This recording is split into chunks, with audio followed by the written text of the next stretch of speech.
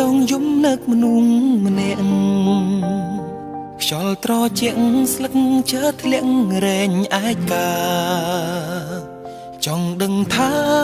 ពេលនេះស្នេហ៍ស្នងនៅទីណាតើជីវ៉ាសងសាប់បាយឬអត់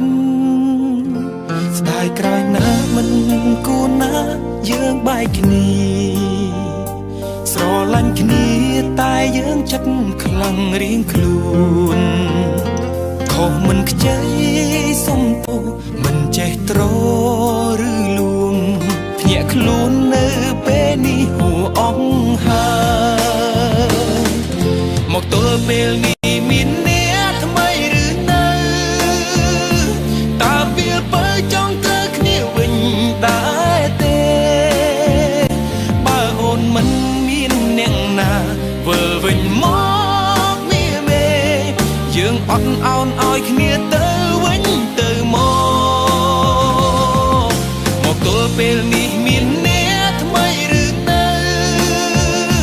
តើពេលបើចង់ត្រូវគ្នាវិញដែរទេបងចង់ខ្លាំងណាស់កលយានចង់រស់ក្បែ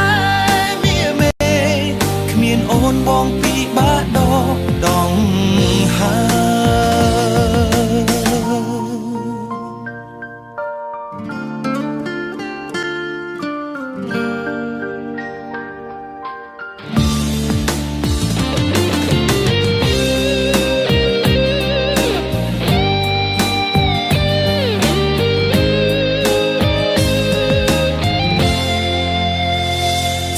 ក្រោយណាំងមិន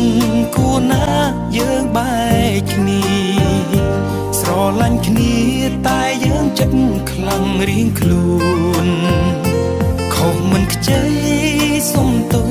មិនចេះត្រឬលួងភ្ញាក់ខ្លួននៅពេលនេះហួអង្ហើមកទល់ពេលនេះមានអ្នកថ្មីឬនៅ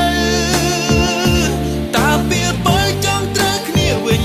ដែរទេបើអូនមិនមានអ្នកណា